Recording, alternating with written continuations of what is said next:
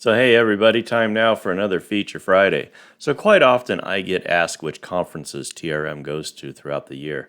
And so I thought I'd put my response in a video format just kind of for the fun factor.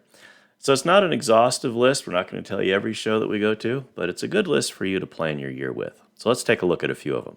So, Gas and Oil Maximo is always in the Houston area, and it is focused on those clients that are in the oil and gas industry. Also, definitely a focus on the health, safety, and environmental side of asset management. The Maximo Utilities Working Group has both spring and fall sessions on either side of the country. If you're a utilities-focused client, these are well worth your time. Reliable Plant is put on by Noria and is focused on all the technologies that help keep a plant running. Lots of hardware, monitoring, and lubrication focus. Maximo World is just that, the entire world of Maximo all in one place. This is a very large show with nearly every solution in and around Maximo available for you to take a look at.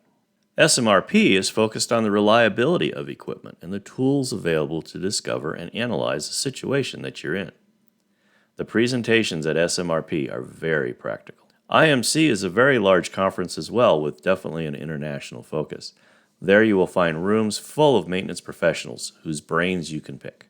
And finally, the DC Mug, which is hosted by us, is in the fall of each year in the Washington, D.C. area.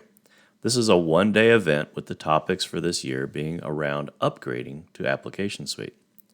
As a side note, we recommend that you find your local Maximo user group, and there are many across the country, and attend them on a regular basis. At the Mugs is where you're going to hear directly from Maximo clients just like you. So there you go. Some of the main conferences that we go to. We either attend, we have a booth, or do presentations, or all three. So hope that was helpful.